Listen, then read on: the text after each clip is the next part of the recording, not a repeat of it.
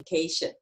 I really appreciate all of you taking the time to come in and be part of this.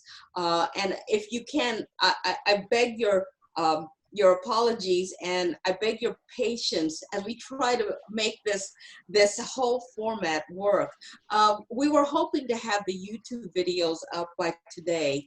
It probably won't be up until Wednesday. So if you're clicking on the link and trying to see the videos, they probably aren't up yet, but we'll communicate with you as soon as we can to let you know what's happening there. Also, I want you to feel free to communicate with any of us to help us to, if you have any needs or any questions that you may have about this conference or any of the other conferences.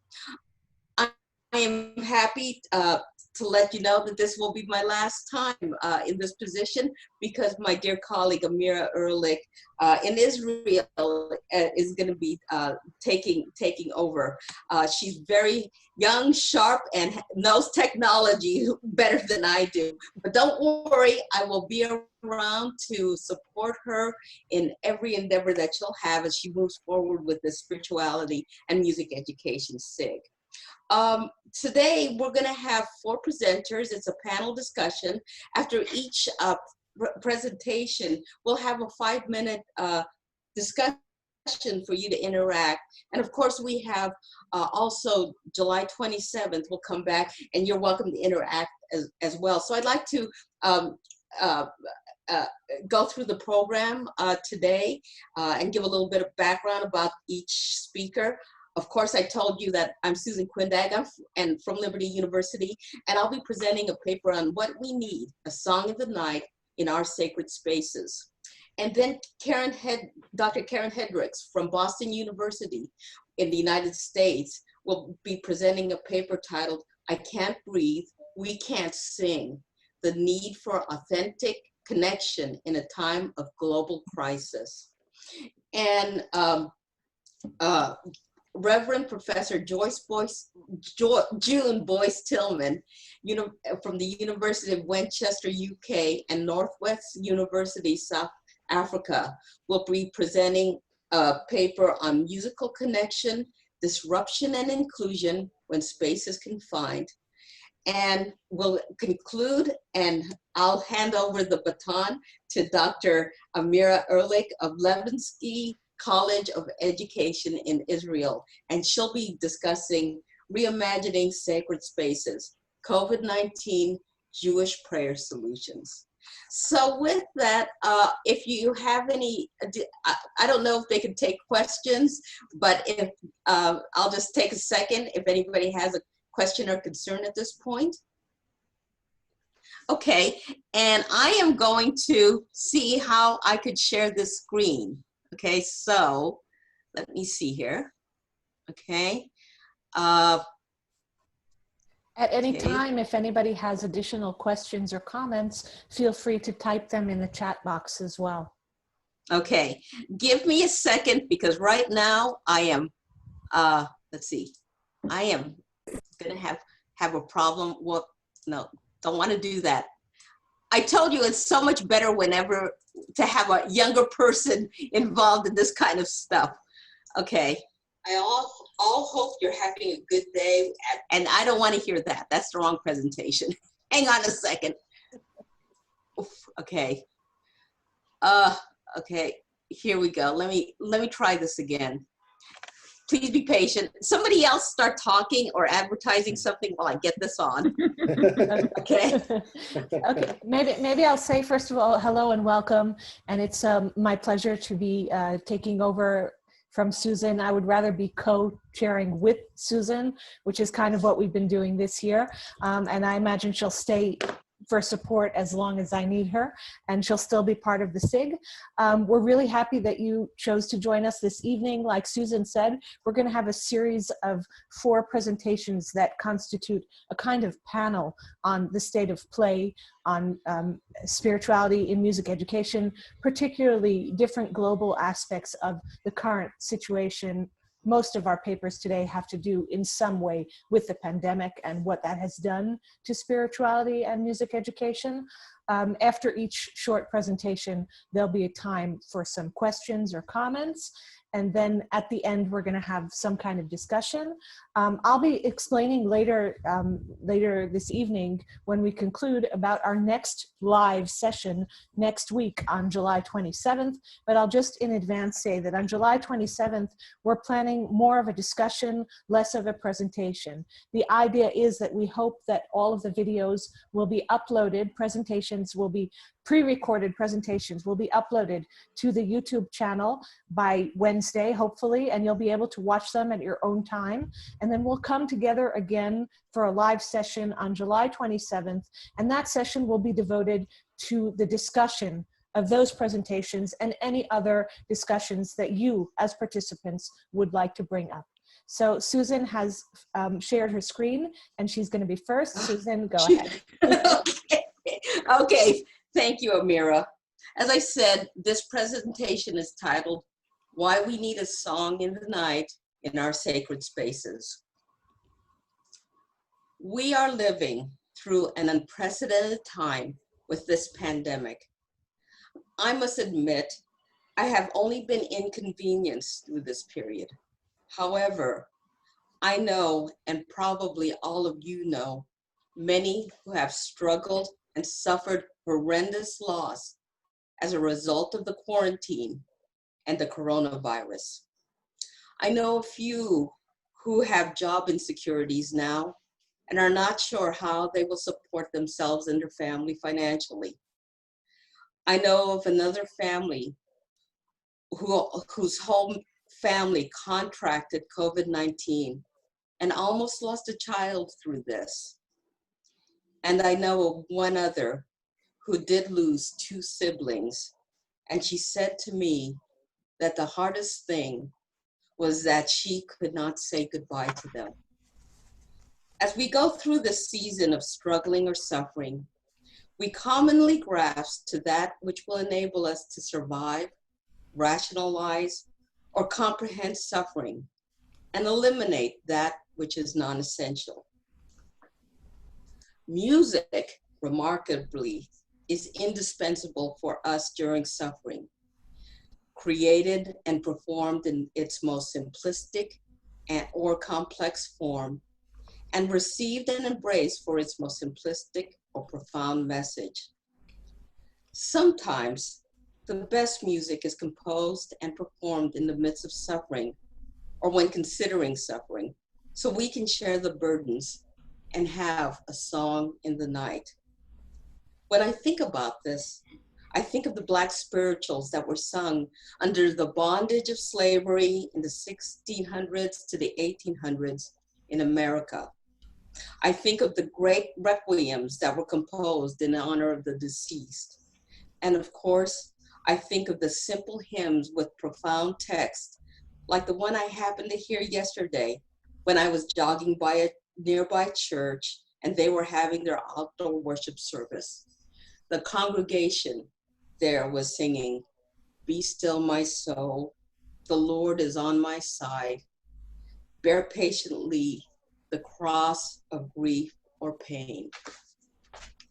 For this brief exploration, I would like us to consider 3 aspects of why we must have a song in the night, by examining how music connects us to ourselves, how music connects us to each other, and finally, how music connects us to our own spiritual, transcending reality.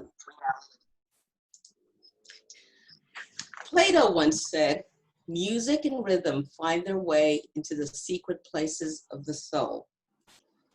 Although you may or may not believe that we have a non-material soul, we can examine the insight of Plato's statement by exploring the complexities of the brain during suffering and related to music.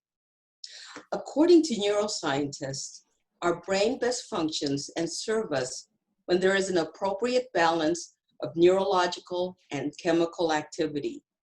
When there is an abnormality by either too much activity or too little activity in a specific part of our brain, an adverse physiological and emotional change will occur within us.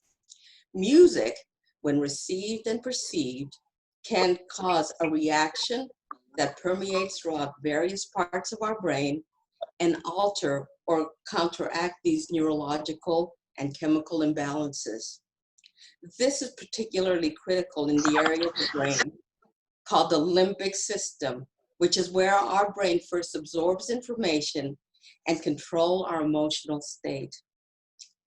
Different types of music can stimulate various parts of our brain throughout struggle and suffering. Meditative music can reduce the activity in the amygdala and hypothalamus, creating a state of calm, thereby interrupting a spiral emotion of discouragement or fear. Music can also activate our right temporal lobe, which is the spiritual, or what some neuroscientists call the God part of the brain. And consequently, we may begin to seek our transcending spiritual response. Thus, music can serve as a non-invasive external force or therapeutic prescription to affect our physiology as we move through the struggles and suffering through this pandemic. Music fills the infinite between two souls. That was a statement by Bengali poet Rabindranath Tagore. Social neuroscientists have found that we are hardwired to have relationship and to be connected through the mirror neurons in our prefrontal cortex.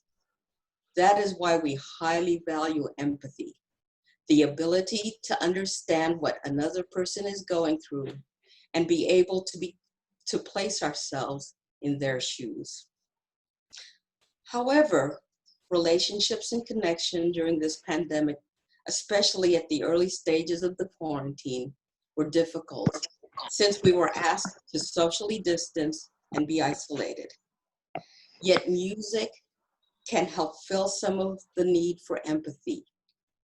Obviously, a singer can communicate the feelings of suffering simply through lyrics of a song. However, music can also create deeper empathy when there is a mutual aesthetic experience in which performers and listeners have similar responses to the interacting elements. Extra musical elements or ideas associated with music can further contribute to empathetic emotions and responses. The greater the communication, mutual aesthetic experience, and extra musical elements are shared and understood among individuals, the greater the possibility of deepening empathy. We have explored how music works during this time of suffering through neurological and social neurological functions, but now I would like to explore a metaphysical perspective through asking this question. Why do we have to struggle or suffer through this pandemic? We can perhaps deduce superficial reasonings. The coronavirus may have originated from a laboratory, and because it is easily transmittable, individuals began to spread the virus through travel and human contact, which resulted in a global pandemic. But if we continue to ask questions, profound questions, we really may run out of answers. Why do some who test positive for the virus remain asymptomatic and others get brutally ill? Why have some COVID-19 patients recover after 2 weeks and others die within hours? Why was this created at this time and released in our history?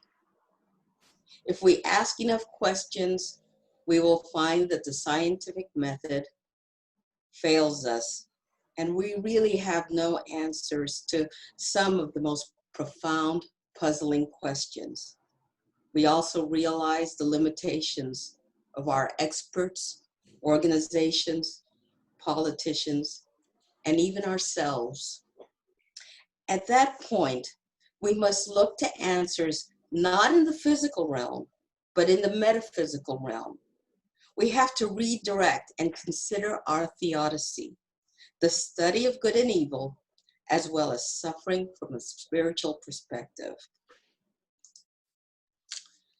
In Psalm 77 of the Bible, King David wrote this text: I call to remembrance my song in the night.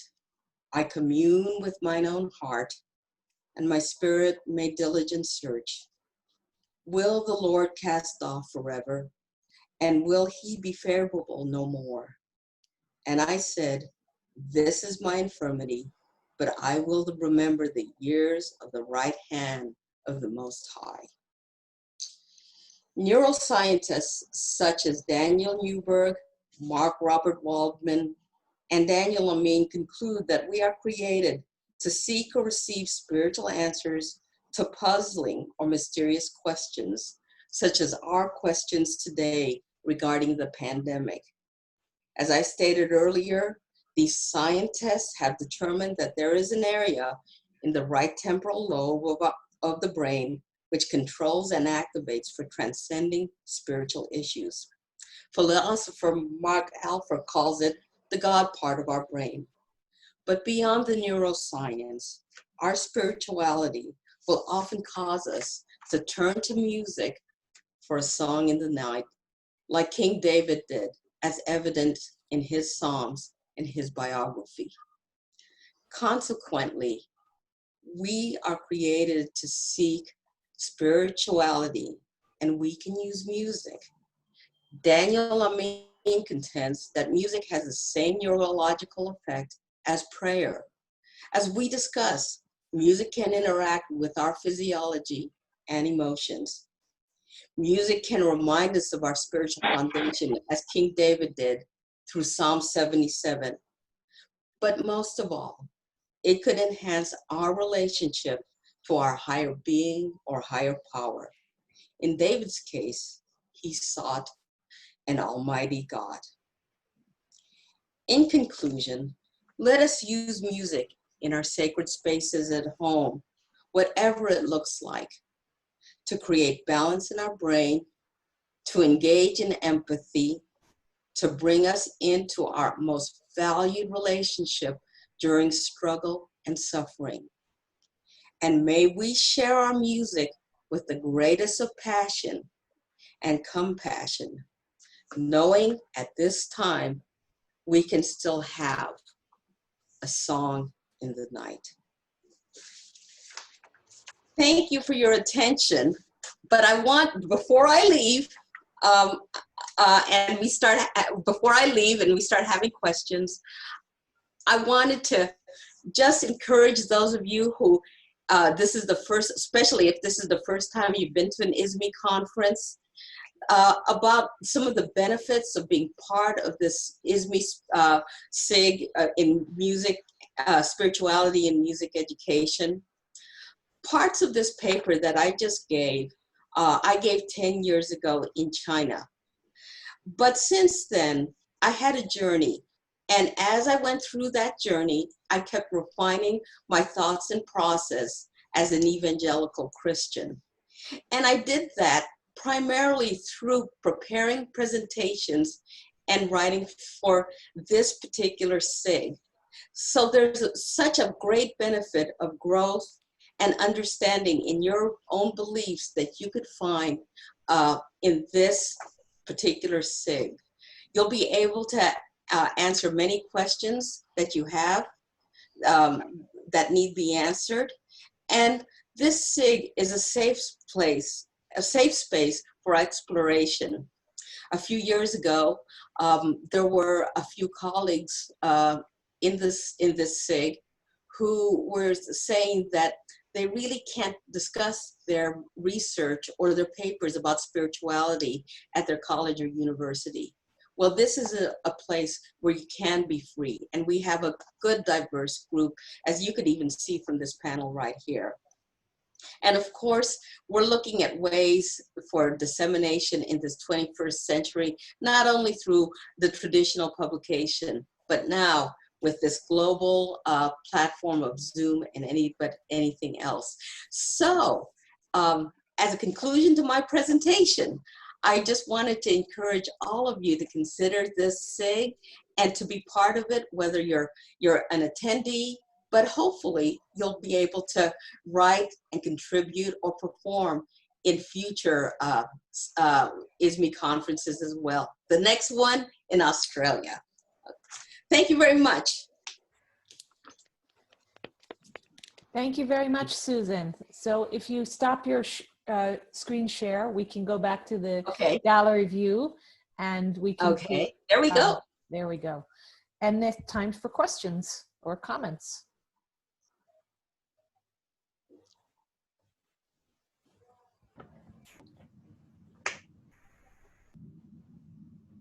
Julie? Hi. You have to mute. Demute. Julie. That's better. Yeah. Can you hear me now? Yes. Thank you, Susan. That was really fascinating. And I was particularly fascinated at the end to hear you talking about the innateness of the search for transcendent answers to life's big questions. Mm-hmm. And the ascribing of that to the sort of spiritual side of the brain. I wondered whether you or anyone else in this Zoom chat has encountered research that is done into music as an innate expression of that search. Is it innate in us as human beings to use music to express that search for those answers to those questions? That's a good question. When I look at that question, I don't answer it from a scientific point of view. I answer it from my own theology. And my own theology as an evangelical Christian, I believe that we are made in the image of God. God created the properties, all of the physical properties for us to not only perceive music, but to create music. He created a universe that sings to him. And so I believe we are innate. We are innate to have music within us. Can I come in on this? Yeah. Because I think it's interesting. There was a very significant paper in the States by my colleague Iris Yob, who many of you will know, and Iris and Estelle were very much part of this group and this thinking, which was, if we knew what spirituality was, we would teach it. And I think that I would agree with Susan that that's the wrong way round. My experience of children is that they have a natural grasp of spirituality, and in general we teach it out rather than having to teach it in.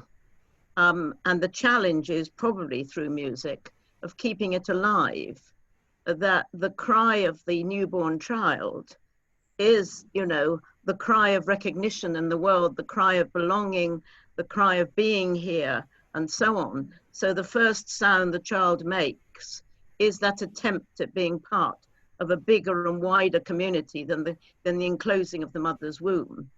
So it seems to me that is the first spiritual utterance, and that the sounds of the young child before words are an acknowledgement of the spiritual power that precedes that of words, and so on.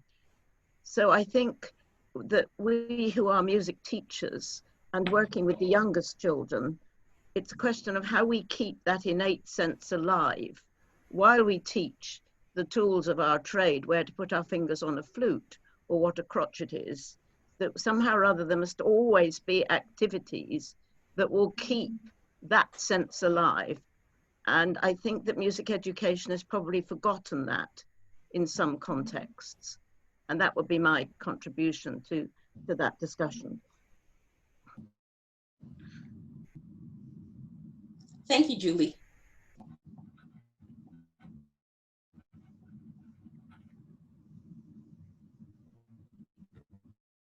Thank you, and thank you, June. Okay, let's see. I have there's some people in the chat room. Should I, Amira, should I read some of these chat comments? I think it's time to go to. Yeah, Time to I go think to you could current. maybe make one final statement, Susan, to kind of address what people have written in the chat, and then we have to move on to the next presentation. And perhaps some of these ideas will come back to us through the other presentations. Well, most of them are saying, I agree. Julia, if you don't mind, I'll read your comment. I agree that music is innate, absolutely. I wonder whether it is innate that we use music to express spirituality. It would seem to me that this is cross-cultural, so perhaps it is. And I totally, I actually believe in that. It's every culture that I know of, every spiritual premise has some form of spiritual music. And the reason, what I feel, and here I'm putting in a plug-in for my video, I've been searching this question about relationship, and our greatest need when it comes to spirituality is to be reconciled in relationship to, you know, whomever or whatever. And music is a big part of that.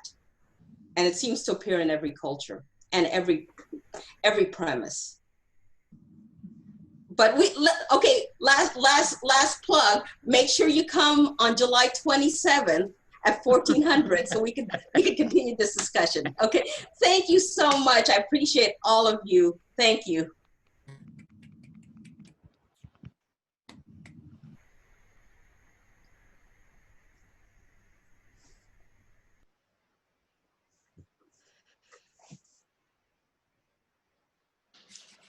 I'm sharing my screen. Hopefully you can see that. Call for proposals. I decided to tell you about this before giving my presentation, but I first want to thank Susan for that lovely presentation. Much for us to think about and reflect upon. So thank you for that. The music, the International Group for Music, Spirituality, and Well-Being is going to have a conference on July 5th through 7th. Our first thought was to have this conference live in Boston, and given the conditions of the world, we've decided to have this as a virtual conference that will be hosted by Boston University.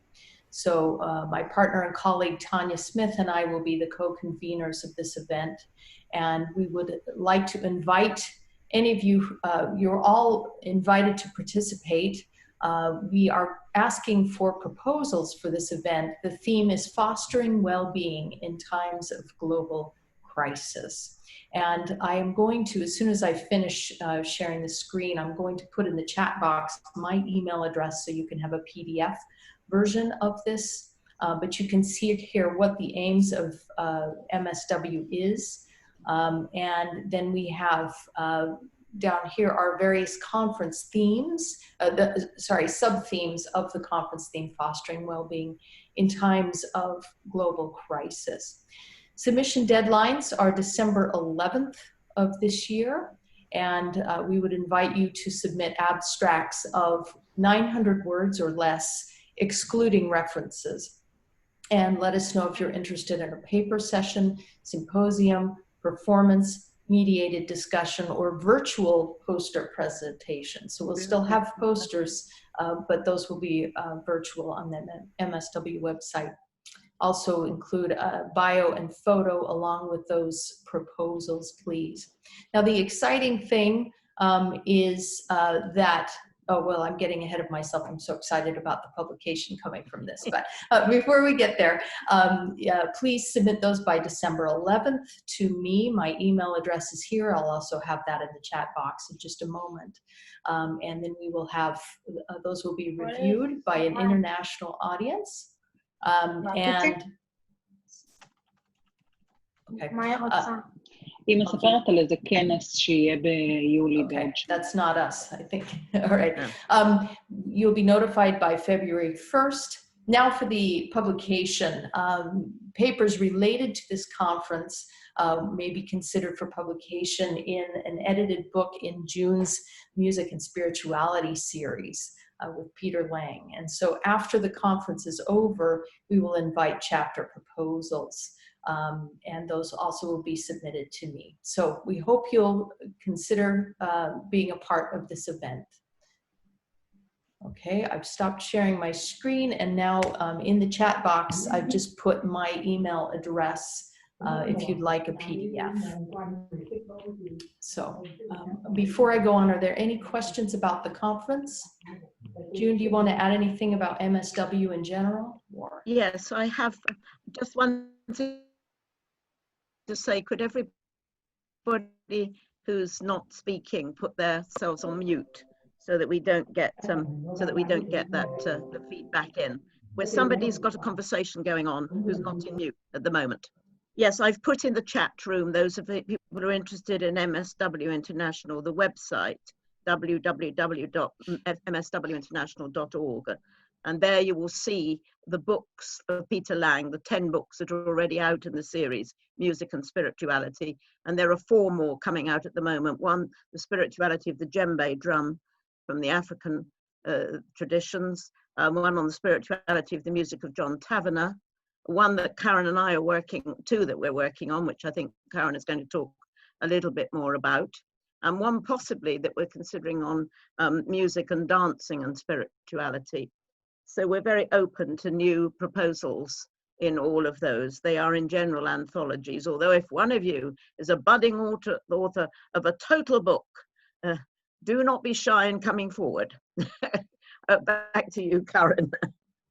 Thank you. Any other questions about the conference? Wonderful. Okay, so you can please email me if you'd like a PDF of the call. Invite everyone to breathe in and breathe out. Breathe in peace. Breathe out love. I'm speaking to you today from the United States, from Foxborough, Massachusetts, a land once inhabited by the Wampanoag tribe who were overtaken by my European ancestors. Members of the Wampanoag tribe were almost completely eradicated by diseases that the European immigrants brought with them to this land. I light a candle today in honor of the memory of the Wampanoag.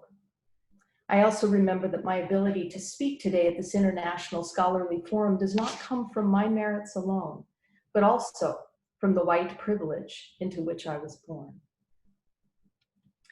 A few days after the murder of George Floyd, an African-American man at the hands of, or should I say the knee of, white police officer Derek Chauvin, I awoke in the middle of the night, hearing George Floyd's words, "I can't breathe," still ringing in my ears.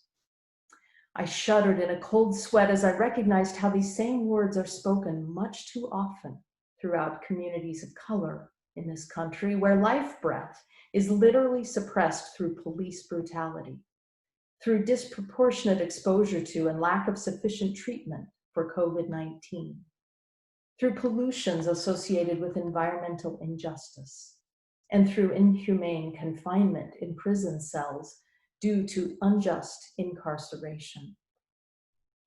As musicians, we do not take breathing for granted. However, even more so as humans, we recognize that breathing is necessary for survival, and that breathing well is the essence of freedom. We cannot be free. We cannot be a free world until all of us have an opportunity to breathe freely.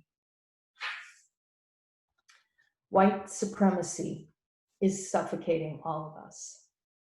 Pride, considered the deadliest of the cardinal sins, involves the belief in superior worthiness.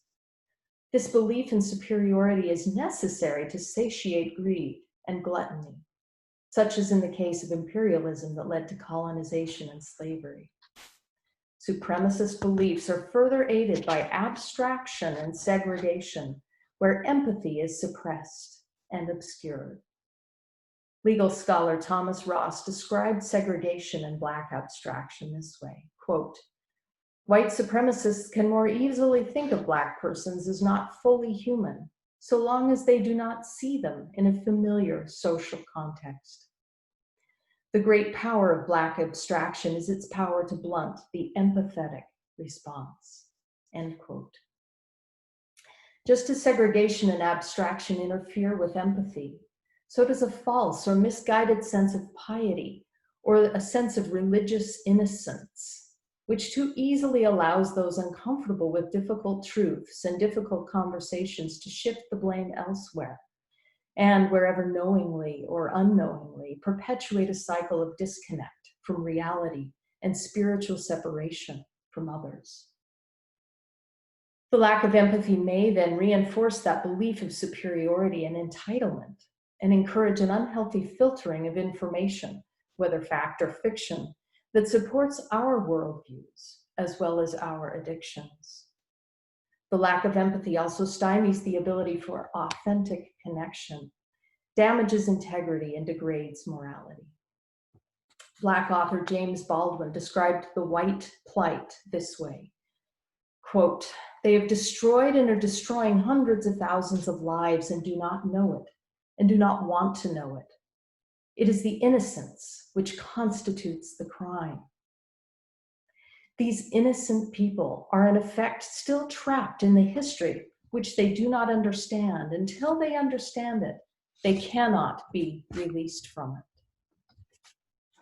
In this time of COVID-19, we live in an unprecedented era of virtual connection, juxtaposed with physical and spiritual separation. Despite technological advancements that bring us instantly together wherever we are in the world, movements of nationalism threaten to keep us spiritually apart, while notions of supremacy, selfishness, and entitlement have found their way into contemporary debates, even regarding public health and safety, including in some cases in my own country regarding the decision about whether or not to wear a piece of cloth over one's face to protect others. Our spiritual separation is illustrated quite poignantly by the inability of our present technology to support synchronous music making. June will likely speak later about this. And even in instances where it is safe to gather together, communal singing is not always allowed.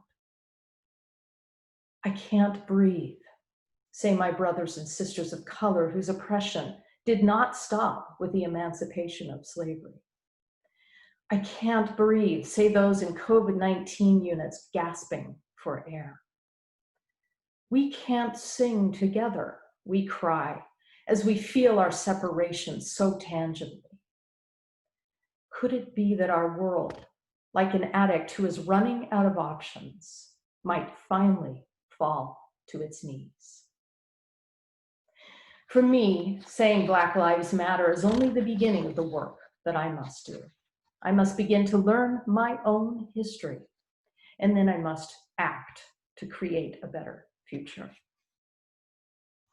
I'm currently working on a piece of scholarship where I revisit and take it for granted terms such as compassion, empathy, diversity, and inclusion, which, although often stated with intention to empower the disempowered, can, if misunderstood or misused, similarly lead to false separations between humans and even provide those in power a vantage point wherewith to maintain that power.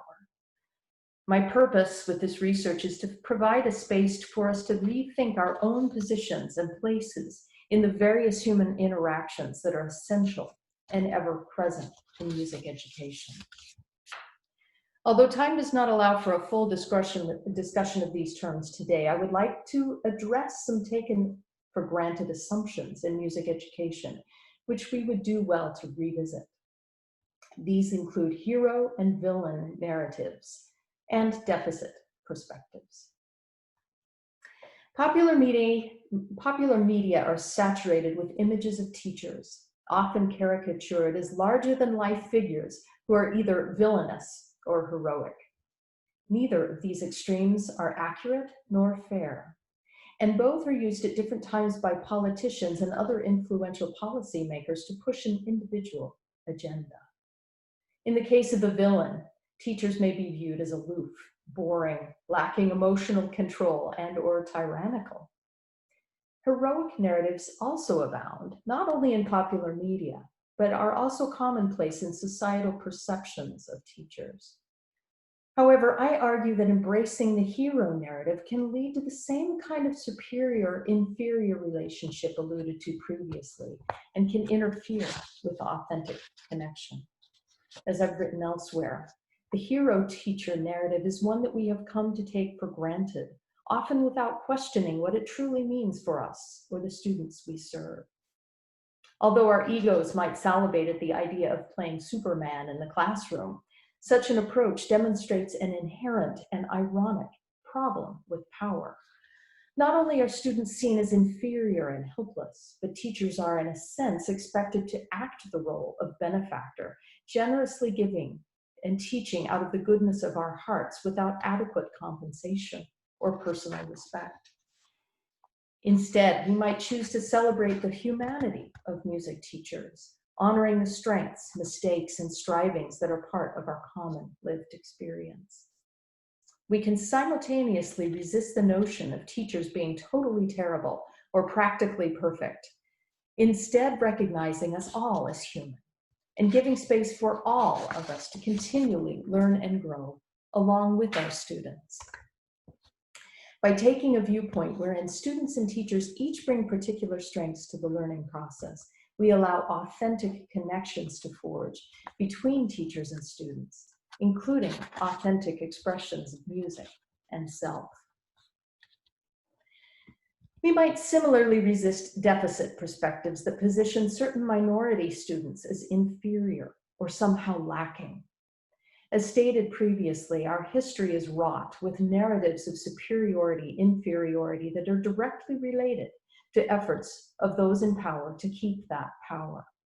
Efforts that use segregation and abstraction to keep us disconnected from one another. As long as minority students are somehow seen as deficit, then oppressive narratives of superiority can remain. Hence the danger in holding up anyone in the teaching setting as hero to fix deficits in anyone else who is labeled as less strong, less capable, somehow less worthy. Let us then resist hero narratives and deficit perspectives and come to recognize that, as Robin DiAngelo suggested in her book on white fragility, prejudice of some sort is part of the human condition, and it is better confronted than denied. So long as we view racism as pure evil, then we immediately view it as a sin belonging to other people and rule out the possibility of our own implicit biases. Yet without the need to label heroes and villains, perhaps we can all just be people, owning our flaws and our strengths and our desires to do better and be better. Then perhaps we might welcome authentic connection. Authentic connection can flourish between humans in spaces of radical hospitality. It thrives where compassion is less about pity and more about shared experience.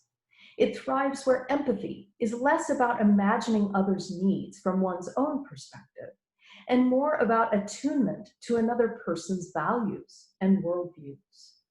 It occurs when inclusion is an act of common sense rather than a quota, and where diversity and difference are viewed as welcome opportunities for everyone to grow and learn from one another. Authentic connection is the essence and backbone of communal music making. As Lori Custodero has said, quote, "Through music, we learn about ourselves and about our relatedness to the world. Our entanglement with melodies and rhythms provides opportunities for appreciating sound, people, and ideas. Such sympathetic understanding is a product of interaction, a connection or collision between perception and experience, between social context and individual disposition. We make meaning through shared experiences in musical time and space.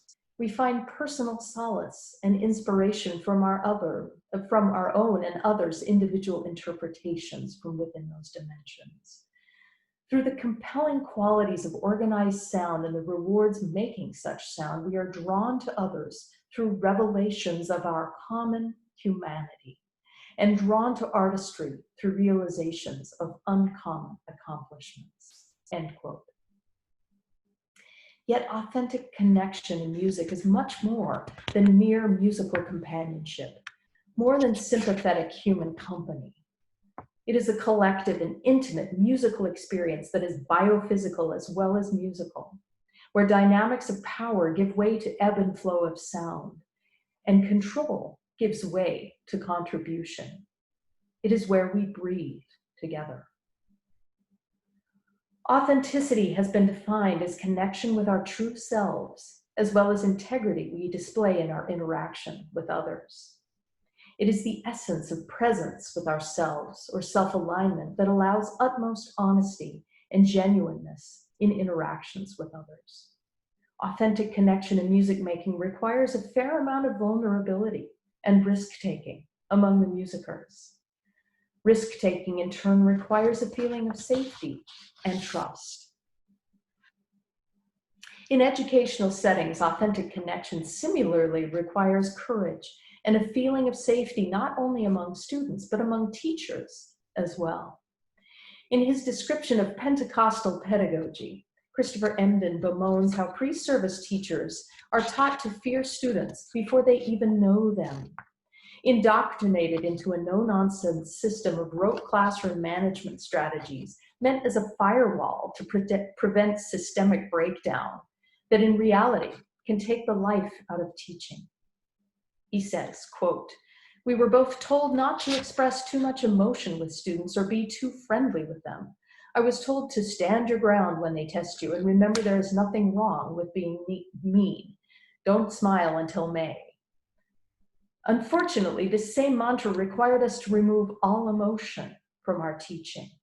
It turned us from passionate educators into automatons who worked to maintain the school's structures and inequities. Rather than face our fears, the mantra helped us to mask them. And because being in touch with one's emotions is the key to moving from the classroom place to the classroom space where the students are, our students were invisible to us, end quote. This kind of inauthenticity, which comes as teachers attempt to avoid confronting fears, leads to a disconnect between teachers and students, and as a result, between students as well as the content we have to deliver. Rather than devaluing students as potential troublemakers and distancing ourselves from them emotionally, Emden's Pentecostal pedagogy proposes that we actually envision how we are similar to students and to consider how an earlier version of ourselves might respond to the way we are teaching. What a breath of fresh air. Authentic connection is necessary in a disconnected and troubled world, and music making offers one opportunity to move beyond theorization of humanity toward the practice of it. As music education scholar Nazim Niknafs recently proposed, quote, "It is only through our humanity and efforts, sense of self-worth, and care for others that we might be able to avoid ever so slightly the human suffering happening around us," end quote. By avoiding a hero or deficit perspective that propagates the suffering and suffocating notion of superiority, we can instead open ourselves up to authentic connection, where we might embody a vision of shared passions and possibilities.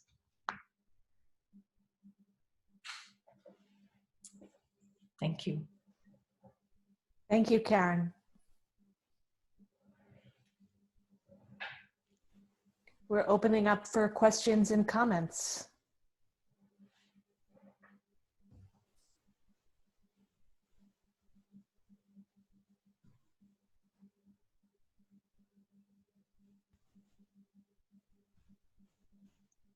Siastine had her hand up.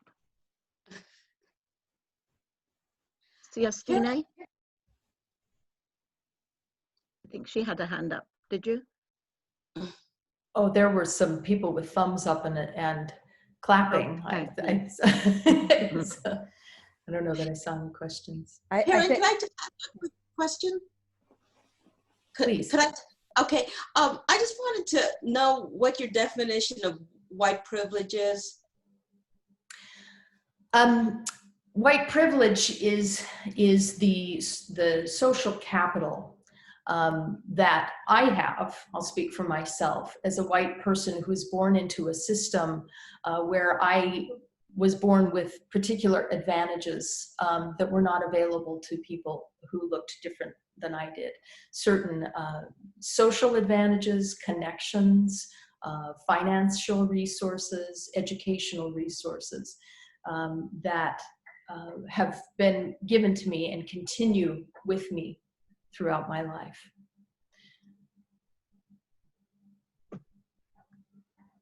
Looks like we have some comments. I'll go ahead and read those. Julie says, thank you for your talk. I really enjoyed the part of your paper regarding the hero teacher problem. I would love to be able to discuss this further. May be interested in the part of my Emmaus Road paper that discusses the view of, I'm not going to say that, that the teacher should accompany the pupil on their educational and spiritual journey. Yes. Walking alongside rather than leading from the front. Yes. There was a moment, actually, Julie, I noticed in my paper, I used the word content that we deliver. And I wanted to correct myself in that moment. So yes, walking alongside rather than leading from the front. I would love also to discuss with you my techniques for classroom management through song, thus avoiding the need for emotionless disciplinary tools. Wonderful, Julie. Thank you very much for sharing that. And Urbi says, I can relate to what you said about the relationship between teacher and pupil being unbalanced. Could you share what you think about the importance of tone used in the teaching and learning context?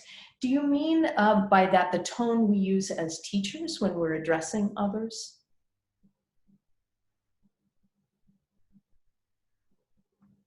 I'm looking to find you. I'll assume that's what we mean, rather than musical tone that we produce, because that's actually, I'm happy to speak about that as well. Tone of voice. I think what comes to mind as a reference is nonviolent communication. This remarkable work that helps us understand that everything we do in our interactions with students might be framed as curiosity, as questioning. And even when students seem to be misbehaving, it can be a moment for us of curiosity. I wonder why this is happening. I think June is talking the next 2 weeks about wonder. And I wonder what it would be like if we as teachers would be curious in those moments rather than taking a pupil's behavior personally. I think part of our pride, or sometimes what might be self-centered or even just natural reaction, is that we immediately think that students' quote misbehavior has to do with us. And most often it probably doesn't. And the opportunity to simply say, I wonder what's going on, and help students find a different way can be meaningful. But yes, I do also think that students mirror us.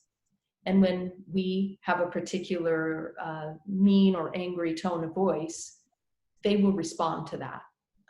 I am far from perfect in all of this, but that's something for us to consider. But you bring up tone, so I'll briefly mention, I talk about this in my book on compassionate music teaching, both of these ideas.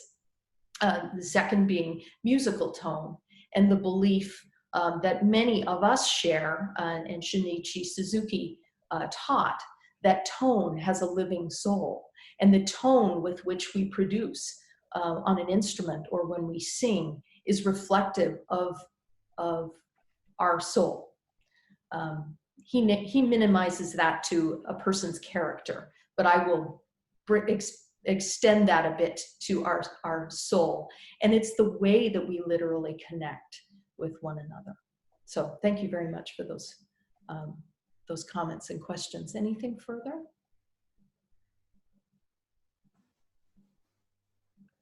Thank you.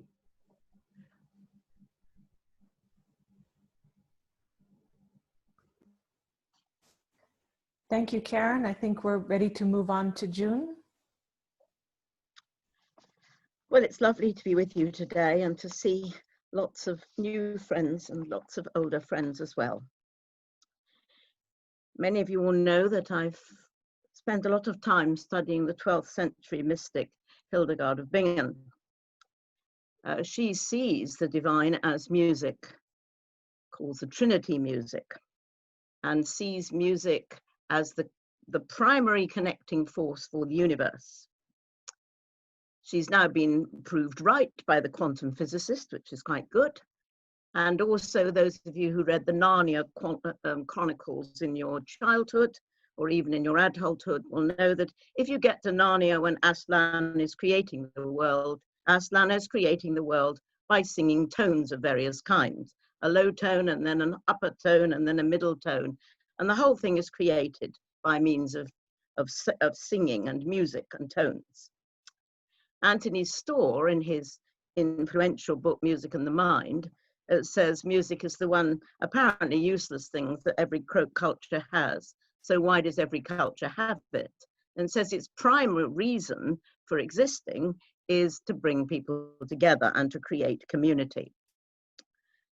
So the notion of bringing things together links to the idea of eudaimonia, or well-being.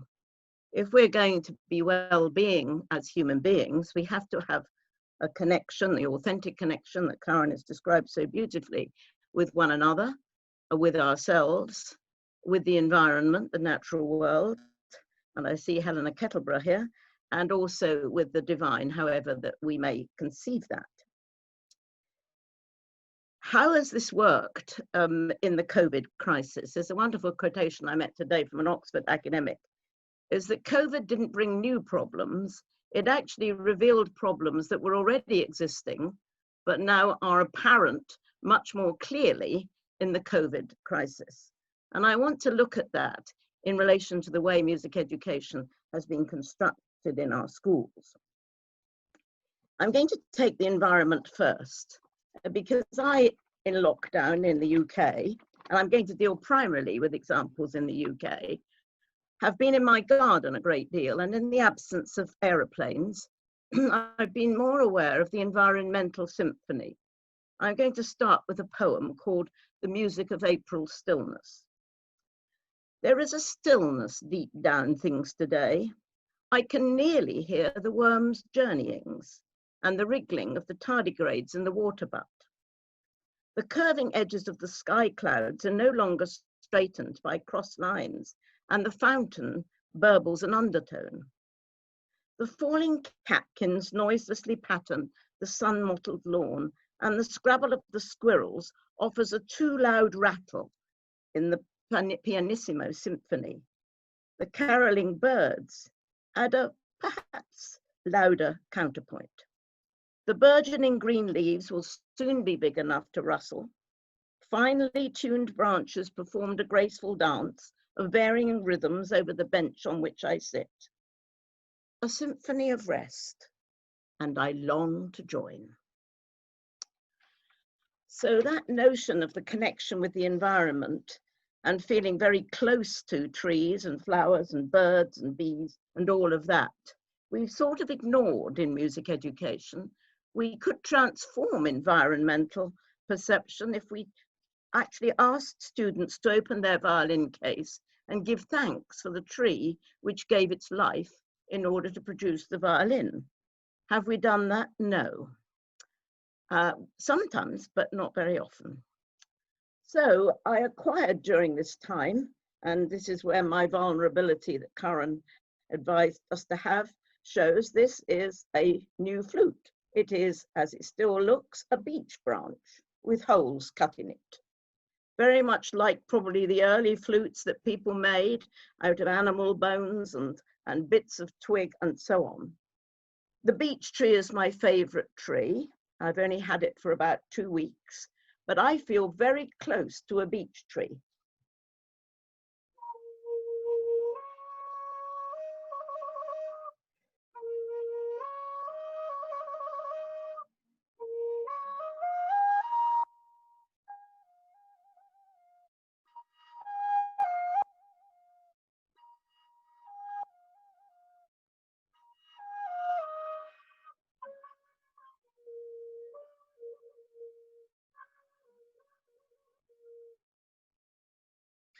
I love it, I kiss it, I give thanks for it, and I hope that when you hear it, you hear the sound of the beech tree, which we as human beings have lost the sense of hearing. So the notion of bringing us back in relationship with the environment in a very profound way through musicking, I think many of us have discovered in this shutdown time.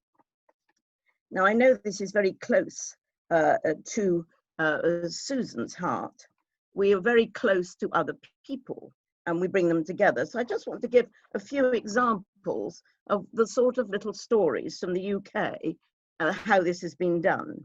A nurse in a hospital dealing with COVID was fed up with the long board meetings, which were really situations of despair. So she brought her guitar along and she played Amazing Grace. And people started to sob, and suddenly the emotion caused by it was released. In Broad Windsor, a little village in Dorset, a woman decided that at 12 o'clock every day, she would open her window and play The Hills Are Alive with the Sound of Music on her sound system. Everybody loved it so much, they gave her a bigger sound system so that they could hear it more clearly. And that cheered the village up. We have music teachers, I know over here, who have been worked out how to teach online and worked out sometimes that there's a better connection because you can see things like hands more clearly and so on. The head teacher of a primary school who was fed up not being able to go to school, his children had recorded Go Fly a Kite, and he kept himself, his mood up by playing this over and over again. In Italy and Spain, people have come out on their balconies and sung. Instrumentalists who live next door have been playing duets over their garden fences and so on. So we've got numerous examples of the adaptability of people. And the last story, which I think is the most moving, is how do we connect with people when they're dying? We did have a growth of threshold choirs singing around the dying, but two lovely short stories. A man was about to be put on a life support machine and told he had 5 minutes to talk to his family. And we know that after that, many people die. And what would he say to them? Well, what he did was tell them his favorite song and ask them to sing it. And that's what they did. In their private homes, they sang his favorite song. In fact, he survived, and it's become their family song to keep them alive. A Hindu person dying, they didn't know what to do, they couldn't join him, but they remembered his favorite bhajan, the devotional songs of the Hindu tradition. And they all sung the bhajans privately on the gallery view, and now they have meetings of bhajan sharing to remember the man who's died. All of those, I think, are real examples of people who are resourceful and can still share in that way. And what about the self? How do we bring together the disparate parts of ourselves? Many of us have been alone for a long time. That's exposed for us bits of ourselves that perhaps we've kept hidden for a long time. We've gone deep into ourselves and found bits that perhaps we didn't know we had and I rather wish we hadn't found. Many people have used music as a way of dealing with that journey on the inside. A professor of neurology said that the thing that has kept him going has been the humoresque from Grieg's lyric pieces. People have selected a particular piece, which is the one that keeps them going. Mine, as many of you will know, is Chaminad's Autumn, the wonderful prelude that she wrote. Not only is she a woman composer, so it keeps me going and counterbalances the things that told me I couldn't compose because I was supposed to make babies, not masterpieces. It's an incredible piece because it starts very gently. There's a great of nostalgia, a lot of memory in it. And then in the middle, there's this hugely turbulent bit where everything falls apart and so on. An amazing piece of both playing and writing. And then in the end, it comes back to this very flowing tune and so on. So that is a journey that I can relate to. Lovely peacefulness in the garden, but turbulence at other times. Chaminade has become my companion in my aloneness. And often what music does is provide the companionship of a person who can't be there in person. Susan used the Psalms very beautifully, and the Psalms have often provided that companionship for people. They're not alone in their suffering. And we know that human beings can actually endure a great deal of suffering, but they can't do it on their own. Hence the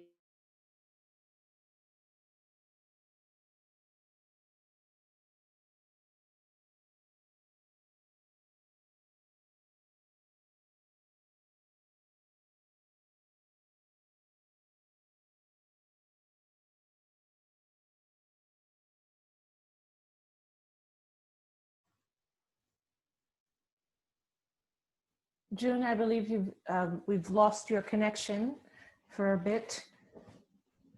June, if you can hear us, you're going to have to move back to when we lost you, when you continue.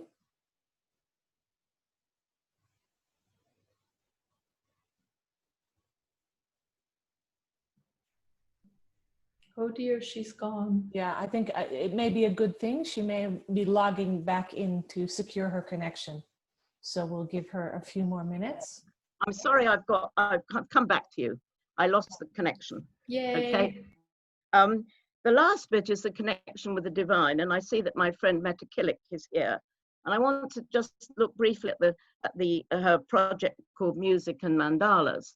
And she has been sending mandalas into the homes for the elders. They're the patterns which they can color in. And then she actually, with her friend Alistair, improvised on harp and on guitar to create a sense of calmness while the elders are coloring in these, part of the sort of development in the area. So we have those connections.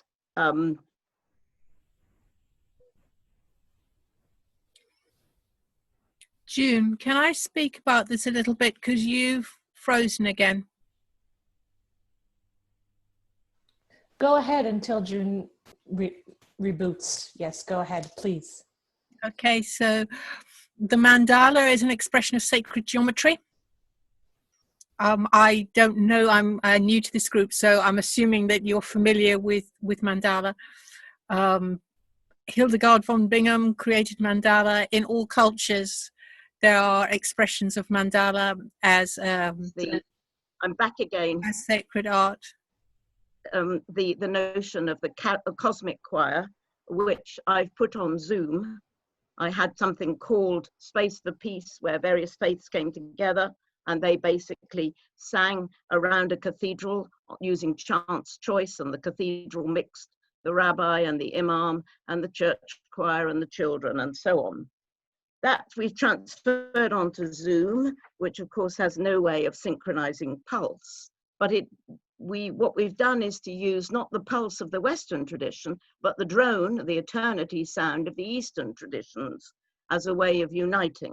The Eastern traditions, like the sitar and the harmonium, have used the drone as a way of keeping it together, the note at the bottom all the time.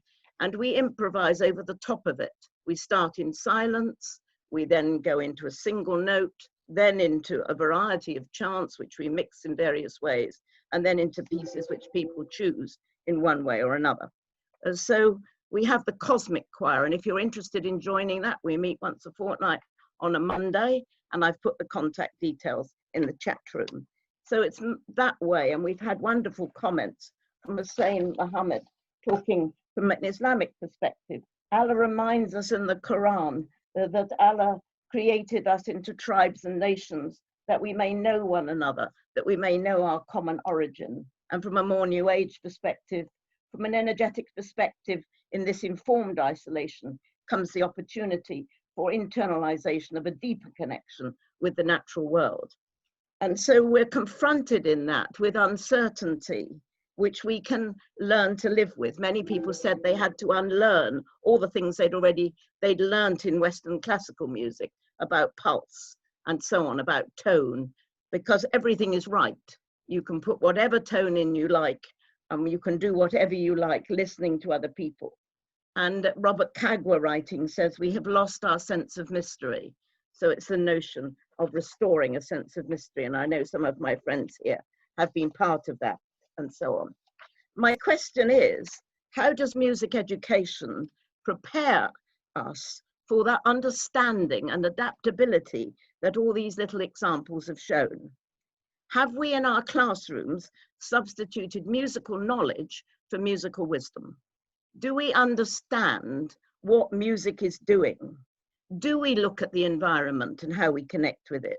I had a wonderful piece in the cathedral where each child, 200 of them, had to find stones which they tapped together to make the sound of the universe being formed. Just simple stones. Do we connect with our emotions? We've already had that marvelous part of Karen's presentation. Do we connect with other people? And do we think of connecting with the beyond? Do we ask children what music makes them feel, what memories they have, and so on? Or do we simply train them to do certain things in a certain tradition? And then what we have around us with many musicians is now is lament the loss of the concert, the loss of the choir, and sit sadly.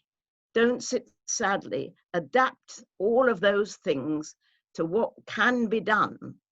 And that lamentation is based on understanding what to do, but not why we do it. So my plea for music education is, let us put musical wisdom, understanding the connection between music and the cosmos, and let us not that be eclipsed by simply musical knowledge. Thank you very much.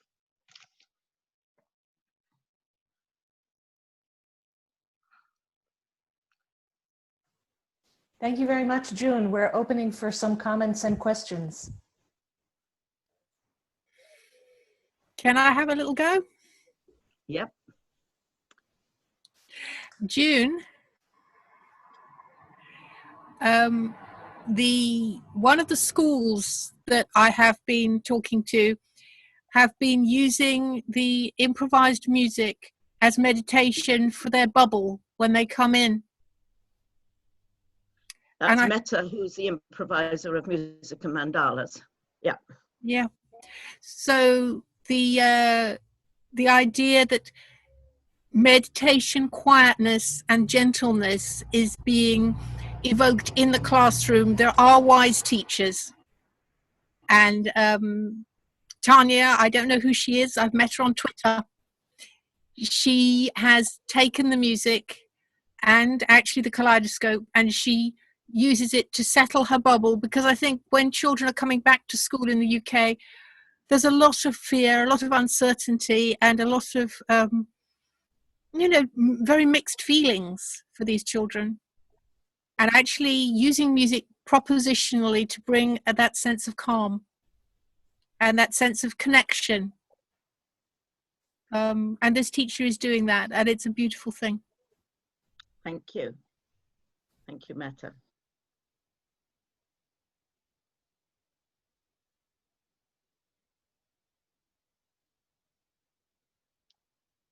Then I think we'd better go to Amira. Sorry, could I just raise a point before we move on? And it actually links June with Karen as well, because when I was last down in Winchester, which I think was last summer at the conference, I think you were there, Karen, and we talked a bit about the conference in Boston. And one of the things I do want to float in the atmosphere again is we talked about, would there be any way we could do June's Stories of the Great Turning as a sort of improvised version in Boston? And for those of you who don't know it, June has referred to it. It's a choral work from a book which is about making the world a better place, but it's very beautifully based around music. And I just want to flag it today because it would be so lovely if we could do something in Boston to give it life. I've been trying to revive here in Manchester, but I haven't sadly had any success. I've tried quite hard. And I know June has tried, and June tried with Peter Reeson and other people. So I just would like to say that if we could have a go, because that choral work tries to link the cosmos and music and children and improvisation and different cultures working together. So it would be lovely if we could do that next summer. I would say that perhaps we could use this SIG also as a platform for some kind of collaboration. And I'm most happy to collaborate. June, I wonder if there's a way to render this musical work or this theatrical musical work virtually and get contributions from different locations. And then some people in the SIG, anybody who's interested, perhaps we can bring this up next week also, part of the discussion, people who would be interested, how we could work out some kind of performance that would be global. Well, at the moment, what I'm working on is I work with the disability group at St Martin in the Fields in central London. And we're working on, because I'm technologically challenged, we're working with Neil Valentine at the university on how to be able to put together a piece of that kind technologically, and what platforms are out there. So using parts of the piece as it is, Helena, but also putting more improvised, more composed episodes into it. And if I manage to solve it for the St Martin in the Fields, because it's really a notion of radical inclusion, these will be people with Tourette's, with autism and all of this. If we can solve it in that context, the technology of it, then I don't know whether Karen and Amira, we can work together to see whether we can bring that together for the children. I've long had the idea and tried to do it with ISME, but virtually it may be easier, of, you know, a global peace choir of children. And I think that would be a marvelous thing. And I can remember one of the founders of ISME saying that was what ISME was about, but it was unbelievably difficult to get it through all the hierarchical structures, and I failed lamentably. But this may be one way of doing it, and I would love to work with Amira and Karen and all of you people to bring children together. I have spoken globally to children. Tony Blair, some of you will know, has a big platform, and I did have children from the Philippines, 2 groups from India, 1 from the Ukraine, all together on that platform. But it's a question of the big platforms and how we can merge, how we can do it. I think it's a wonderful idea. And a week ago, I would have said no, but I've got open possibilities in my mind now, particularly with Amira's great skill, because we wouldn't have got to this point without her and Susan. It's a challenge, you see. You have to be adaptable. Yes, don't lament what you cannot do, but imagine what you can do. That's what I just learned. Absolutely. And I think that where hierarchies fall in terms of ISME, we can bring it bottom up, and we can create this global performance of children virtually to be presented first in Boston for a premiere, and then maybe bring it to ISME in Brisbane. We can definitely do that. And I'd like to encourage any of you around the world here in the SIG, if you have interest in being a part of this, then do be in touch with us, because as we bring it together, we'll be looking for participants from all over the world. Okay, I'm gonna be wonderful to have a choir from this, you know, we've got South Africa, Israel, the UK, North America, you know, I probably missed somewhere, but I mean, how exciting would that be? Yeah, I think that has great potential. So I'm going to take over, because it's about my time to speak, if that's acceptable. Yep. Yes. Okay. So my presentation is going to bring us now to Israel, and Israel is a very different context in many ways from the United States and from the UK. But one of the things that we've learned from this pandemic is that there are things that you cannot escape, and there are things that are still global, and each culture has its own challenges with this pandemic. And what I'm going to talk about today has to do with public prayer in public spaces, and how that relates to COVID-19 challenges in Israeli culture. Most specifically, I first have to make a comment that in Israel, there is no so-called separation of what we would call state and church, or state and synagogue. So anything about religion is about politics, and anything political in Israel is also about religion. And this is really important to remember in light of the new COVID-19 prayer solution that I'm going to present today, because the backdrop of this phenomenon is a conflictual, multicultural society of Israel, where most of you hear on the news that the multicultural conflict in Israel reigns between Jews and non-Jews. The truth is that we have enough trouble within ourselves. There are so many different types of Judaism all over the world and in Israel, and we just have great difficulty agreeing on things between us. And most specifically, much of Israeli politics and media and public discourse is a dispute about the allocation of public spaces and public resources between different types of Jews that can be placed on a general spectrum between the religious and the secular. And as a paraphrase, or an ironic kind of paraphrase, I can say that one of the things that happened in Israel during the pandemic is that Israel has become more so-called religious. Some people are not very pleased with it. Why has Israel become more religious? People aren't searching for religion because of the pandemic. But what I'm talking about is a conquering of public spaces and of public resources by different religious dictates that in regular days in Israel would be disputed. We can see here in this first photograph how a prayer session is taking place in a children's playground. That is the most literal enforcement of taking over a public space for a religious practice.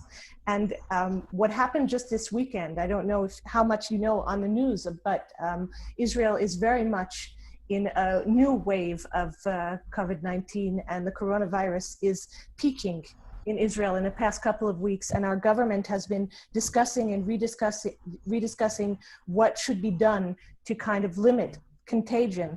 And just this weekend, they decided on a new kind of way to limit contagion by having what they call weekend shutdowns. And ironically speaking, for religious Jews, this is kind of another way of conquering public space, because religious Jews on the weekend, or what we call the Sabbath, will not leave their homes, and they're usually off technology. So in a way, the public space of many places in Israel has become more religious. If we're going to have weekend shutdowns, it's almost like the government in a way is like saying, well, if everybody will keep the Sabbath, then maybe we'll have less coronavirus. And I say this ironically because that is definitely not what the government is saying, but this is part of the complexity. So let's talk a little bit about what effects the coronavirus has had on Jewish prayer. Social distancing, limitations on gatherings within closed buildings, and also complications of communal singing that all of my colleagues have mentioned, have turned Jewish prayer ritual into a very big challenge in Corona times. Religiously observant Jews pray 3 times a day. This religious dictate is mostly pertaining to men, and the religious Jewish men are supposed to pray 3 times a day, and they're supposed to do this with a group, together with a group of 10 men. This is the word that some of you may know called a minyan. You are supposed to pray together, not alone. You pray together with 10 other men. Traditionally, these prayers have taken place within sacred spaces of the synagogue. So what happens to Jewish prayer when COVID-19 restrictions close down synagogues? And what are the impacts that these changes create to the individuals and to the communities involved in these rituals? Okay, somebody who has joined us needs to mute their microphone. I'm going to try and help them do that. Okay, are we better now? Yeah, okay. Okay. So if we go back to the Bible, we talk about the location, right? And Jewish prayer was originally created under the words of God who said, "Let them make me a sanctuary so that I can dwell within them." And this Jewish biblical reference notes the stress on God's desire to bring his presence and to bring sanctity into the lives and perhaps into the bodies of all individuals. The sanctuary, meaning the building, the temple, and later the synagogue, is only a tool for the extensive impact of God's presence. So it's not surprising, perhaps, that the closure of synagogues during the pandemic inspired a new creative surge of outdoor, playground, backyard, parking lot, and balcony terrace prayer gatherings. This creates a new interesting collapse between the urban and the sacred. And it also creates, like I said, a political undertone or overtone of a religious conquest of public spaces all over Israel. In fact, the politics of public discourse in Israel are so invested in the different types of Judaism and the allocation of public spaces that when prayer hits the street, takes over playgrounds, parking lots, the neighborhood, this can be interpreted as an overt conquest of public space. And this will automatically can be translated into accusations of religious coercion.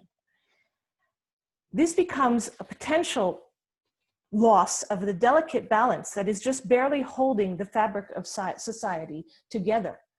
And this is a great danger that I have witnessed and have been worried about, and I'm still concerned about during the pandemic. Will this conquest, so-called, of public spaces lead us, instead of to unity and to a common spirituality, to more inter-religious conflict?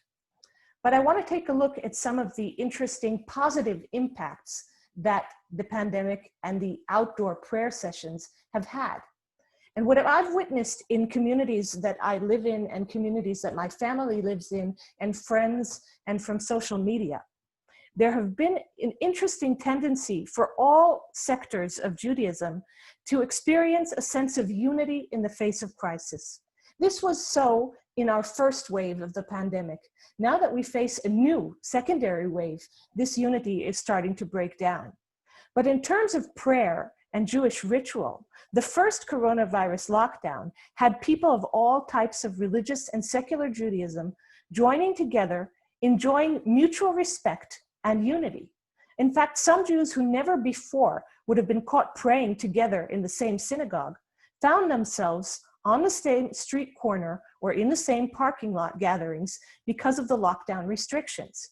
If you wanted to pray with a group, with that group of 10 men, you had to find someone or a group of men that were no more than 100 meters from your home, because lockdown restrictions did not allow for people to gather as they pleased, rather to gather as convenience allows, no further than 1 meter from home. During these times, I've witnessed evidence of different traditions of Judaism. For example, the Ashkenazi, European descendants of Judaism, and the Sephardi, the Eastern descendants of Judaism, praying together. This rarely happens. There are two different prayer books, two very different liturgical, or more than two, very different liturgical traditions. And having people of different liturgical practices coming together, and also different denominations of Judaism, Jews of more fanatic ultra-Orthodox tradition coming together with liberal, modern Orthodox Jews, and all of these different streams and types of Jewish prayer coming together, teaching each other new melodies for old prayers. We've also witnessed a surge of interfaith prayers for universal health. This is nothing new in Israel, of course, but it has definitely been more prominent in the public sphere rather than the private NGOs. The public sphere has witnessed wonderful establishments of interfaith prayers for universal health. As I conclude, I want to think for a minute about ethics, and in other words, who is left out? Even though Jewish prayer has been searching for public spaces and removing itself from within the synagogue, to outdoor locations in the public space, there are still problems of inclusion. For example, if only 20 or 50 people are allowed to congregate together on a street corner, should men be prioritized over women and children? Well, according to Jewish law, to some minds, this may be actually possible, because the Jewish law indicates different aspects of the requirement for prayer or communal prayer for men rather than for women and for children.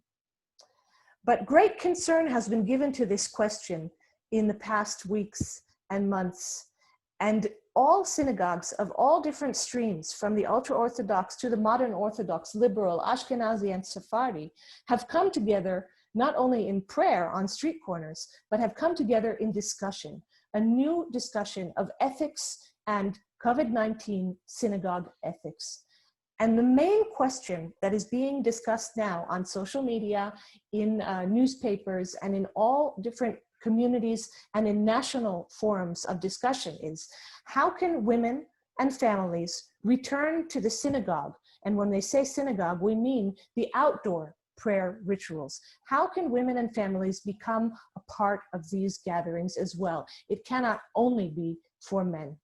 From my own experience, I must say that anytime I have tried to attend an outdoor prayer session, I have been included. Nobody has pushed me away. You can't touch anybody, so you can't push them away. But my point being that these outdoor experiences are, in essence, very inclusive. As long as you keep the distance that you're supposed to be keeping, you can join in, whether you're a woman or a man, whether you are religious or whether you are secular. But what we're looking for now is to create more structured, communal, outdoor prayer sessions that will be family-oriented, just as synagogues were and still are community-based and family-oriented prayer institutions. So to conclude, I'm happy to share with you these challenges that we are experiencing. We don't have answers yet. We have interesting case studies. And I know that not only in Israel, in other places as well, perhaps some of you have experienced these Jewish prayer organizations that are getting together outdoors in public spaces. It was important for me to share with you the politics behind this in Israel. And like I said, I hope very much and I pray that these challenges will rekindle a discussion of ethics in music prayer, in Jewish prayer, in the ideas behind communal prayer, what is prayer for community in Judaism, and how can we maintain these different connections and interconnections between different types of Judaism that have spontaneously happened because of COVID-19 restrictions, and rethink, when we go back inside the synagogues, how can we not each go back into our own synagogue, but how can we maintain this intersharing and interreligious communal sense? So thank you very much. And a few minutes for any questions or comments, if you have.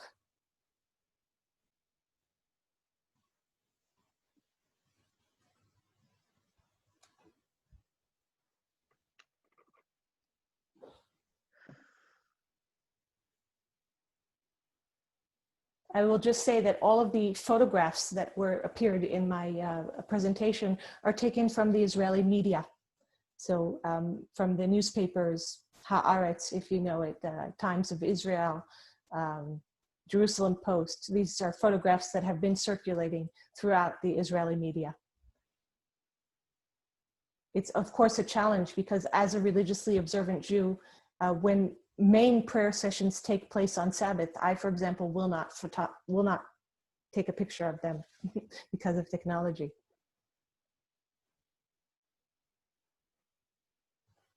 Okay, so thank you very much for listening to my presentation. I appreciate that it's a very kind of distant realm for many of you, and I'm glad that you allowed me to share that with you.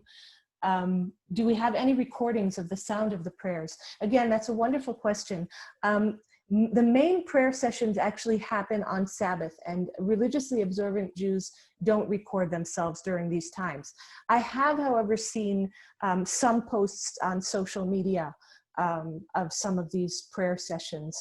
And what it sounds like actually is like a general, just like in a Jewish congregation, there's a lot of cacophony there going on. You know, people are not in tune. It doesn't sound like a choir. It sounds like, you know, people coming together and having this communal singing. Yes, it sounds similar for the space for peace. Yes, yes. Well, I think we have to look, at what we regard as cacophony and what we regard as beauty, which basically is culturally constrained. I mean, one of the big problems with the music in the cosmos was that people felt that the sound they made wasn't very good because of the limited range of sounds that we've regarded as good in there and so on. So I think, and when we did Space for Peace in the Cathedral, it was very interesting. Some people loved the middle section where all of these things were mixing together, and other people called it a cacophony. Some people thought it was very boring when people came onto one note. Other people thought it was a wonderful relaxation from what had gone before. So I think to assume that beauty is, we can say that what everybody hears as cacophony is what everybody hears as cacophony, because for some people it's immensely interesting, that. And in a sense, if we're to look at the European classical tradition, it goes back to the very beginnings of counterpoint, long before harmony was there, when counterpoint was simply two lines being sung together, and where they touched was almost incidental. So it was only when harmony became the prevailing force that you started to get those notions of what sounds well together. But some of those early pieces in the sort of 13th, 14th centuries, there were very much of that kind. So I think cacophony is a cultural construct. Oh, for sure. I had intended to kind of just give the sense. I will try to find a link to share next week during the discussion. I'll post a link of how these outdoor prayer sessions sound like. They sound very similar to synagogues. And my point being, regarding cacophony, is that in a basic Jewish synagogue, it will very often be about singing together rather than singing in harmony. It's a different conceptualization. It won't be exact. It won't be choir. You'll have people singing in different keys at the same time, singing off key, but it's very much about participation. And regarding the pandemic, again, I think, and regarding Karen's and Susan's presentations as well, and also June's, I think that the Jewish prayer solutions that I was trying to present really show us how outdoor communal singing can happen. And these are just, organized prayer sessions, but what is actually happening is that people are standing very often with face masks, but always 6 feet apart from each other, but creating some kind of a boundary of a space so that they feel that they are a community and they are praying or singing together freely, openly, as they would. It's not about exact perfect pitch. Well, I think, this goes back to Karen's presentation, the hero-villain narrative, because, we've created in Western classical music a set of heroes who do it right and a set of villains who shouldn't do anything at all. And that narrative has plagued congregational singing in the Christian church. And if we're really human and we're all a mixture of good and not so good, and what does that mean anyway, then why have we been stressing such a good unison sound, which is actually a form of neo-colonialism? If we look at the politics of it, the good unison sound excludes all the people who can't get there. So it excludes older women, it excludes men who've never got to grips with their changed voices. You've got some applause for that. And I do want to take 1 minute just. I just think, yeah, I think that that what you see is a model of a whole different form of praying that all the other religions could learn from. Yes, I want to take a moment to address Asnat, who is also from Israel, and she's also a music education scholar, and she's writing about the women issue. Yes, women in Orthodox, traditional Orthodox Jewish prayer don't interact with the men in the same spaces. They usually have a separate space of their own. Now, during COVID-19, I would not say, Asnat, that the women are inside. They're not inside. They can be outside as well. I mean, unfortunately, I don't film myself on Sabbath, but I step outside my door every Sabbath evening and morning, and I join in to the prayer that's going on my street, along with all the women from the congregation as well. I do think that we see a difference, a visible difference between men and women in COVID-19, just as we see in traditional times of Jewish prayer, in that the laws of the Jewish dictates of prayer are different for men. And so men kind of conceptualize themselves more required to pray communally with another 10 men. Women, on the other hand, have two things. They don't necessarily have to pray at the designated times. They can pray whenever they want. And the second thing is that they can pray as individuals. They don't need another 10 men or women. And we could talk about this a lot, but I think that it's important to maintain a complex state of mind when looking at these sociological phenomena, and not just to jump to the conclusion, oh, women are excluded.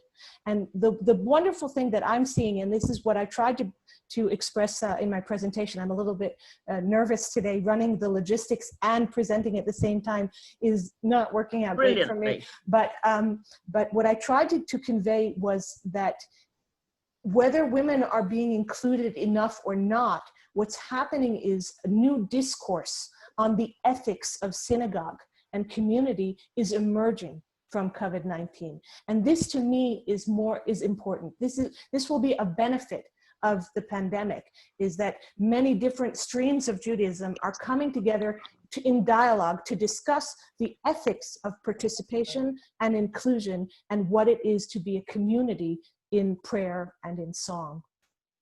Okay, so I think only a few minutes. That's really what I tried to say, that it's encouraging dialogue for things that have been there for a long time.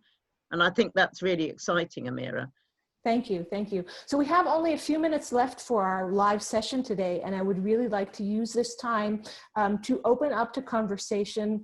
Before I do so, I do want to remind all of you that today we've heard these structured presentations with only brief comments and questions. But next week on July 27th, what we're aiming for is an interactive conversation. There will be no structured presentations per se on the 27th. We will rely on the fact that you will have seen the videos that we hope will be uploaded within the next 48 hours. We'll let you know about that. And we will come together on July 27th after having seen these videos.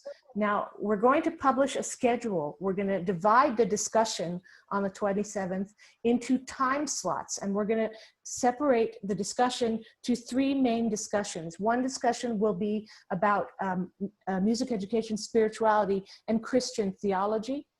And then at a later time, we're going to be discussing the wonderful question that came up today as well. What does spirituality sound like? Is there something that can be called spiritual music versus non-spiritual music? And the third discussion is going to surround the individual paper submissions that will be uploaded to the YouTube. So please be on the lookout for this time schedule that will be emailed to you and will be posted on the website. And also, please feel free to contact us. Please reach out to Susan, to myself, to anybody here to kind of let us know what you would like to discuss on July 27th. We're trying to make this SIG about being a community that interacts, and everybody here has a voice and is welcome to bring up issues from their own global / religious / secular spiritual conversations and experiences that they have. So any further comments for tonight? We have a few more minutes if somebody would like to share something. I just wanted to add that there is a Facebook page called Spirituality and Music Education. And I'll be posting the schedules as well on there. But please join and interact with us there. And if you have a problem maneuvering there, just email me. Yeah, and I'm going to type in my email as well here, so you can contact me as well. Is the link to the Facebook page in the information we've already been given? No, it isn't. I just thought about that because I had been communicating on that Facebook page. But if you type in spirituality and music education, the initials are same, SAME. You'll be able to get there, and I'll invite you in. Thank you. You're welcome.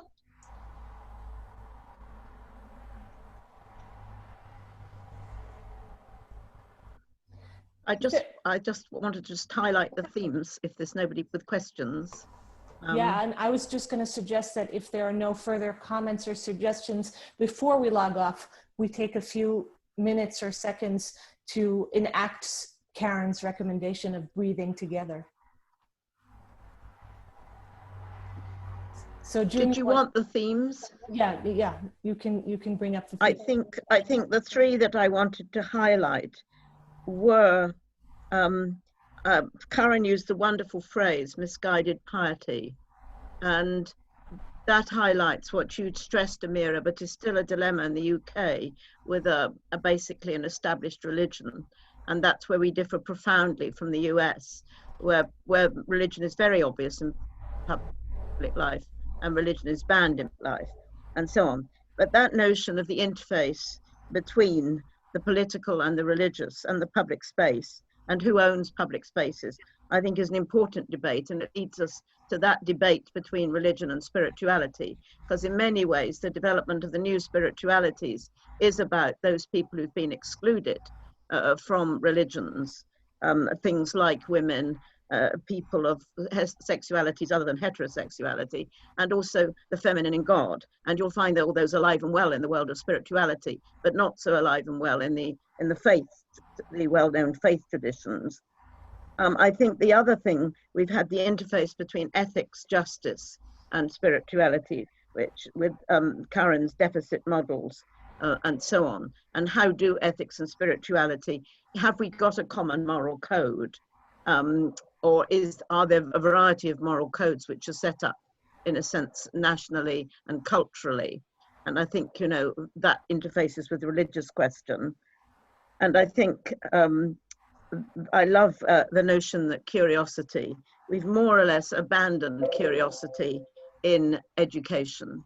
We're about passing on gobbets of pre-digested knowledge without asking why we're doing it or why people are receiving it. The question I love, Karen, that you asked is, I wonder why, not, oh, I wonder why children are doing it, but I wonder why we're even doing this. And what is history for? Not just to learn it, but as you rightly said, Karen, to understand it and understand it, but how often is it taught like that? So I think the notion of understanding as the function of education, rather than passing on gobbets of knowledge and so on, I think is important. And I think, Amira, you gave us the phrase for the future, new melodies for old tunes, new melodies for old words. I think that was what you said, wasn't it, at some point? New melodies for old prayers. That was my old prayers. For old prayers. New melodies for old prayers. That's, I sense, I think what we're looking for in every sense. New melodies for old prayers, the prayers that those of us who have been in teaching longer than we care to remember now, with not enough hands to count them on, trying to work out what prayers we started with and what prayers we're hoping might be maintained or might be encouraged in the future. So I think those are themes which will come up in the papers on the 27th, and we'll hear a number of the people present exploring those themes in more detail in particular situations. Thank you very much, June. Thank you for that summary.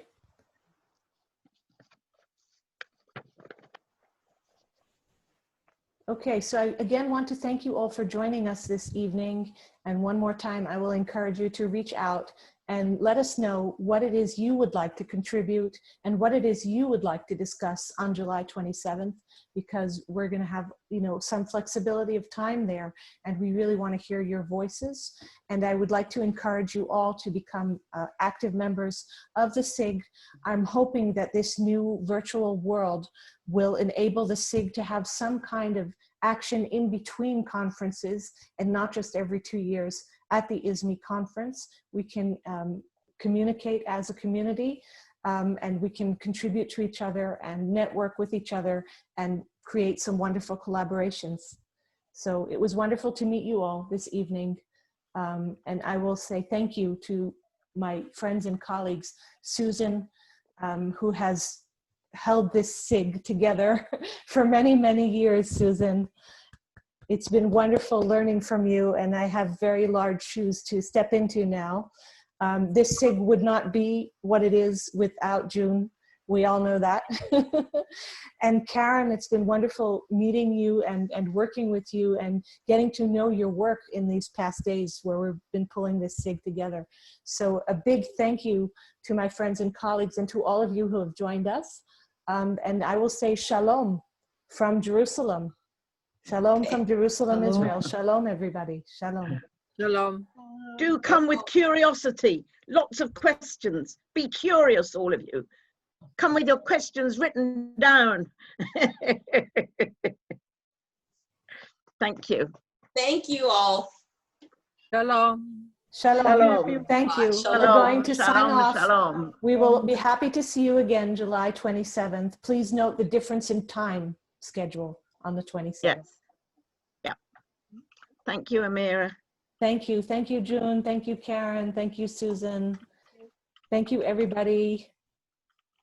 Shalom. Shalom. Shalom. Shalom.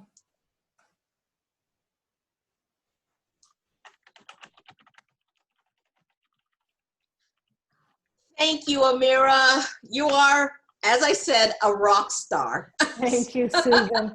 Oh my goodness, my presentation, I was just so stressed because I was trying to work, you know, make sure nobody's trying to come in the chat box and all this, and I forgot to concentrate on my own text. Bless your heart. That's just wonderful.